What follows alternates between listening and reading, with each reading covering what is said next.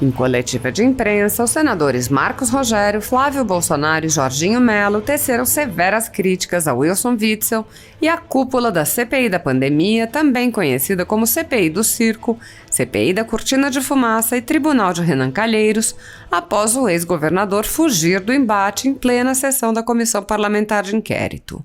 O senador Flávio Bolsonaro salientou: ele veio ao Senado para tentar fazer os senadores de palhaços. Usou o palanque da CPI para mentir descaradamente e atacar o governo Bolsonaro. Temos Renan Calheiros, um relator que responde a 17 processos, perguntando perguntinhas casadas para alguém investigado por desviar 700 milhões no Rio de Janeiro, em plena pandemia. Quando ele percebeu que o bicho ia pegar com ele, correu como covarde. O senador Jorginho Melo, por seu turno, ressaltou: eu disse a ele que ele envergonha a justiça.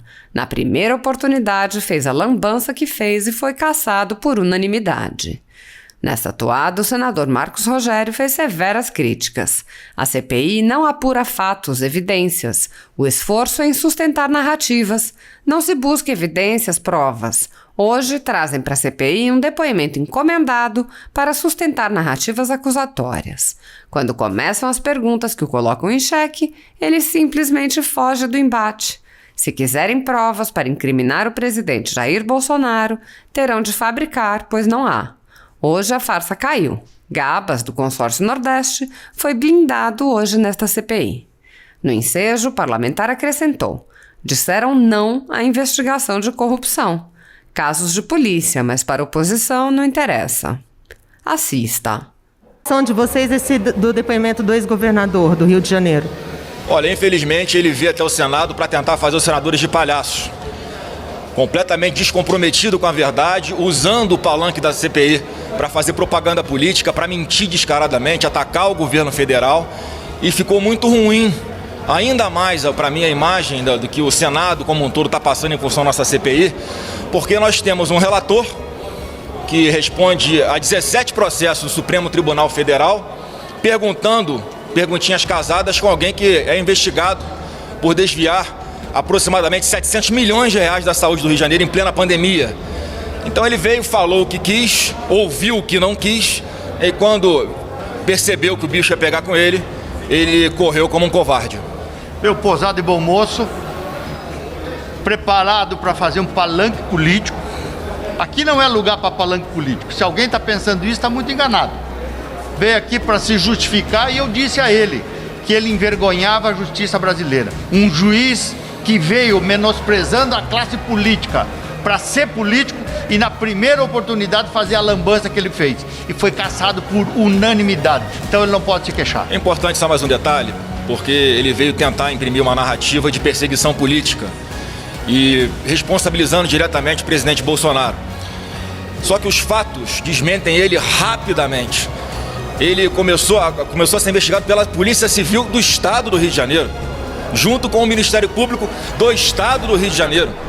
E quando foi se avançando as investigações, descobertos os desvios de recursos públicos, superfaturamento de respiradores, o mau uso dos recursos que foram passados pelo governo federal ao governo do Estado de Janeiro, se chegou nele, aí sim, foi-se para a Polícia Federal a investigação e o Superior Tribunal de Justiça passou a ser o foro adequado. Então ele teve um mandato suspenso por uma decisão, primeiro do ministro Benedito Gonçalves. Decisão essa depois foi confirmada pelo órgão especial desta corte, ou seja, mais uma dezena de ministros. Foi cassado por uma comissão especial mista no Rio de Janeiro, foi composta por desembargadores e deputados por unanimidade também, e ainda assim ele quer fazer crer que está sendo alvo de uma investigação. Então ele foi condenado em todas as instâncias por unanimidade numa investigação que começou no Rio de Janeiro, na polícia que era dele, subordinada a ele. Então não cola a narrativa de que o governo federal tenha feito alguma coisa para tentar prejudicá-lo. Qual a avaliação dos senadores da CPI até agora? Você quer falar, Marcos, dessa avaliação da CPI até agora? Você fala errado. Quer falar do quê? Bem, da CPI até agora, que está acompanhando mais. O que nós temos observado ao longo do tempo é que a CPI não apura fatos e não busca evidências. O tempo todo, o esforço da tropa de choque, de acusação, é no sentido de sustentar narrativas. Narrativas baseadas naqueles itens que já ficaram absolutamente conhecidos no Brasil inteiro. É a CPI da cloroquina, é a CPI da carta, é a CPI do gabinete paralelo e é a CPI da Copa América. Não se busca evidência, não se busca provas. E hoje, mais uma vez, trazem para a CPI um depoimento encomendado para sustentar narrativas acusatórias. E quando começam as perguntas que colocam em xeque aquele que é sabatinado, aquele que é interrogado, simplesmente foge do embate. Então, até agora, essa CPI, a oposição só tem narrativas. Provas não há. Se quiserem provas para enquadrar o governo federal, o Ministério da Saúde ou o presidente da República, terão que fabricar. Não há provas de crime de responsabilidade, não há provas de ato de improbidade e não há provas em relação a qualquer conduta de infração penal. Não há.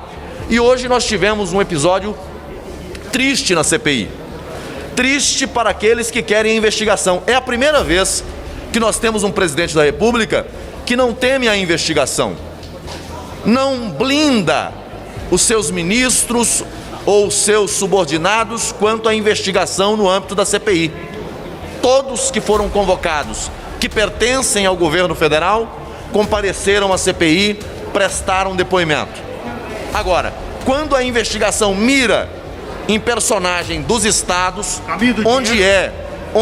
para perseguir, seguir o caminho do dinheiro, para saber o que foi feito com os bilhões de reais encaminhados aos governos estaduais, às prefeituras, há um movimento de blindagem.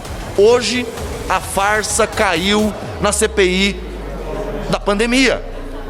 Um personagem central na investigação contou com o apoio dos membros da oposição para blindar a sua convocação.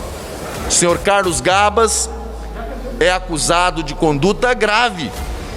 O consórcio do Nordeste comprou, pagou e não recebeu por respiradores. E na CPI, o grupo da maioria acha que isso não é objeto de investigação.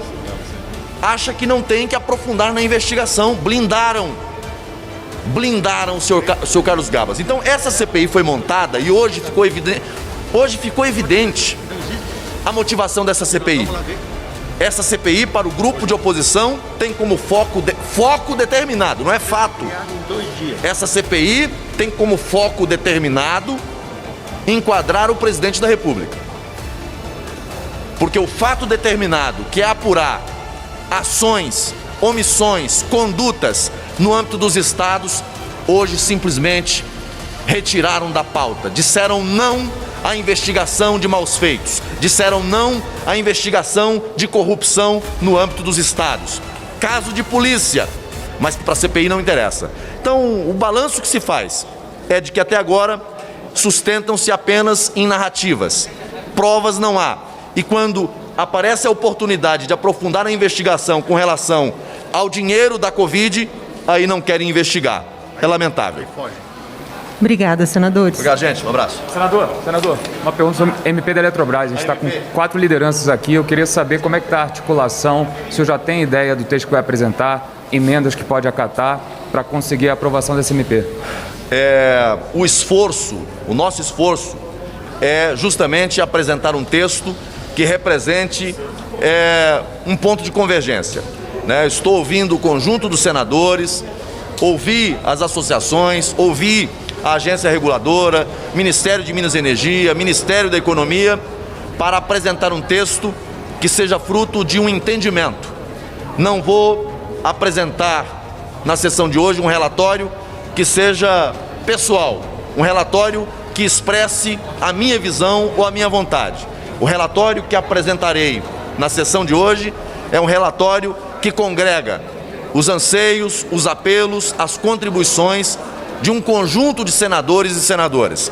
Então espero, com esse relatório, ter a possibilidade de aprovar essa medida provisória que representa devolver à Eletrobras o protagonismo que ela sempre teve, com capacidade real de investimento. E, ao mesmo tempo, assegure ao consumidor brasileiro modicidade tarifária, uma energia mais barata. Portanto, o nosso relatório é muito consistente e tem foco nesses dois objetivos: garantir protagonismo à Eletrobras com capacidade real de investimento e garantir ao consumidor uma energia mais barata.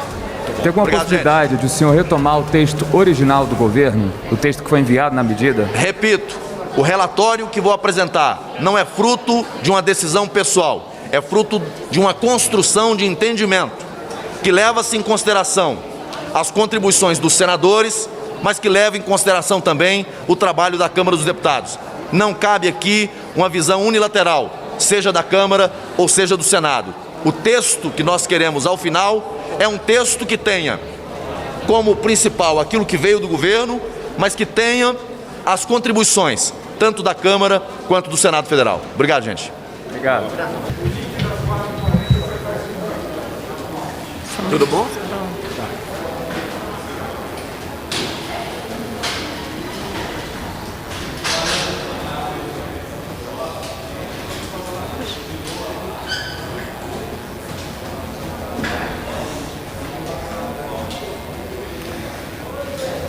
Senador, boa tarde. CPI acalorada hoje, né?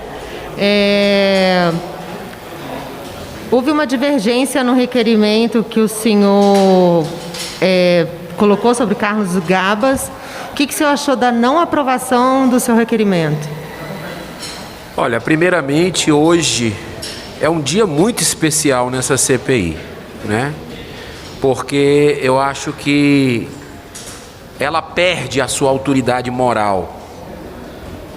O que nós vimos aqui hoje foi um escárnio, um tapa na cara do povo brasileiro, do cidadão de bem brasileiro, que não quer ver palanque político, que quer ver uma investigação séria sobre o governo federal e sobre os bilhões de reais enviados para estados e municípios.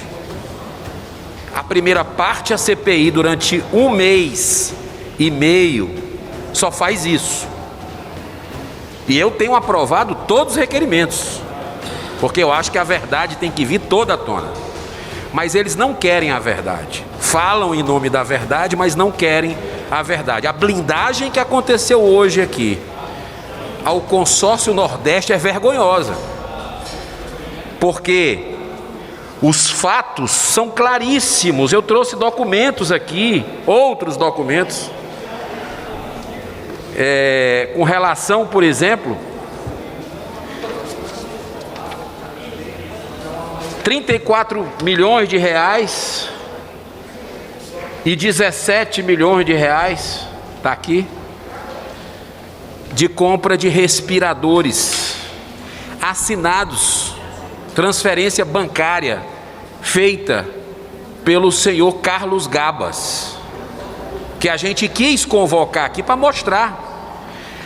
Esses respiradores foram comprados com dinheiro suado do contribuinte do Nordeste, do povo nordestino.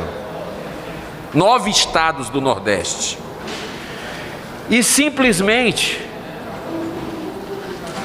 esses respiradores nunca chegaram. Agora olha que coincidência. Eles foram comprados da indústria da maconha, empresa que comercializa produtos à base da maconha, que durante mais de 1 ano só tem 2 notas fiscais. E uma delas é a compra desses respiradores aí por mais de 48 milhões de reais. Repito, esses respiradores nunca chegaram ao povo. Quem é que vai dar resposta a isso? Essa CPI, eu tenho aqui mais de 80 requerimentos para essa CPI. Esse é um dos principais requerimentos que desde o início dela eu peço para a gente ter transparência, eu peço para a gente trazer. E a CPI vai e blinda por 6 votos a 4. Uma CPI que tem a maioria da sua composição de senadores do Norte e do Nordeste do Brasil. Sabe quantos % representa a composição dessa CPI de senadores do Norte e Nordeste? 82%. Só do Nordeste são 10 senadores. 10 dos 17. Aqui é uma foto, não sei se a câmera dá para aproximar, eu peço por favor que aproxime. É o endereço que deveria ser comercial, mas é o endereço da sede dessa empresa Hemp Care. Hemp quer dizer maconha. Simplesmente não existe endereço comercial para uma empresa que recebe 48 milhões de reais. Aqui é um endereço residencial. Essa é a sede dessa empresa, o que dá indícios fortes que é uma empresa de fachada que foi montada. Então a narrativa, essa CPI, é narrativa por cima de narrativa. Quem acompanha ainda essa CPI está vendo o que ela representa aí, o objetivo dela de fato, né? E o relatório da CGU, que eu vou entregar para a imprensa agora, relatório da CGU, confirma que são verbas federais destinadas a esse consórcio Nordeste. O TCU também tem parecer com relação a verbas federais e que é papel do Congresso Nacional fazer esse tipo de investigação. Tudo isso aqui eu vou entregar para a imprensa com essas fotos, com tudo, e eu espero que o povo de bem do Brasil não deixe isso passar, né? Porque o que nós vimos hoje, na hora que eu comecei a fazer perguntas para o governador Witzel, que é o primeiro governador que vem aqui, depois de 1 mês e meio de trabalho, onde o meu requerimento, que dá origem a essa CPI também, com assinatura de 45 senadores da República, é a primeira vez que a gente consegue ouvir um governador. Ele chega aqui e na metade da minha fala, tinham várias falas depois de outros senadores, ele vai embora.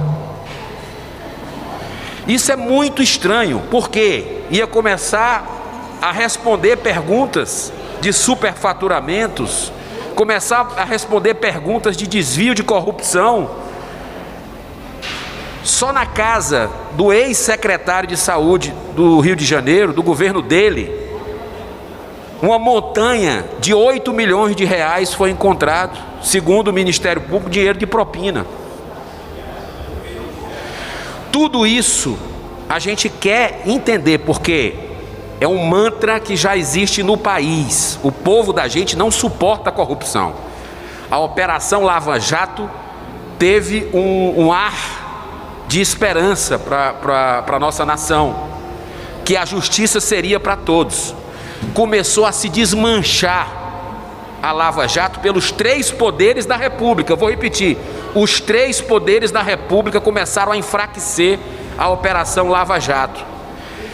E quando a gente quer avançar na corrupção, vem esse tipo de situação nessa CPI. Mas o povo não é tolo, o povo não é besta, e está acompanhando, ainda quem está assistindo essa CPI, está vendo a manipulação que existe aqui. Ou seja, o governador veio fazer o jogo do relator e do presidente da comissão para dizer coisas que eles queriam ouvir. Na hora que começa senadores que pensam diferente, que querem investigar não apenas o governo federal, como é meu caso, mas também estados e municípios, ele pica, vai embora. Então, picar a mula numa hora dessa é algo que a gente não deve fazer, sair, fugir. Então o povo ficou sem respostas com relação a isso. Então é muito triste o que aconteceu hoje aqui, mas é a cara dessa CPI. É a cara dessa CPI. Hoje eu acho que caiu a máscara, né? Eu acho que hoje ficou muito claro. Senador, e qual a sua avaliação da CPI até o momento? A minha avaliação? CPI até o momento. A CPI até o momento é narrativa. Infelizmente, a gente tem tentado fazer o trabalho, né, para buscar eventuais erros e omissões do governo federal, mas também o desvio de verbas em estados e municípios. Mas a gente percebe que, embora tenhamos depoimentos importantes, né, está vindo só um lado. E a gente precisa equilibrar isso. Por isso que eu tentei ser presidente dessa CPI, lá atrás, para ter um relator imparcial, para buscar um relator imparcial, para que a gente possa até dar um retorno para o povo brasileiro, porque, segundo especialistas, também virão outras pandemias. O que é que errou o Brasil? O que é que o governo federal, legislativo, judiciário erraram nessa pandemia, por exemplo? Para que fique para aprendizado para as próximas gerações. Nem isso a gente está tendo, porque o debate está sendo excluído aqui de dentro. Você lembra que nós teríamos aqui reuniões com especialistas, médicos contra o tratamento precoce e a favor do tratamento precoce. Foi excluído o debate, se colocou uma semana um e a outra semana os outros. Como é que a gente vai tirar as conclusões ali? Era bom o debate. E isso estava combinado, foi desmarcado. Os prefeitos das capitais que foram visitados pela Polícia Federal, porque foram mais de 70 operações, e eu coloquei no meu requerimento que deu origem a essa CPI, operação por operação, os prefeitos estavam na pauta de 2 semanas atrás para ser votado. Simplesmente sumiram com os prefeitos. Existe uma clara blindagem para não se investigar corrupção, né?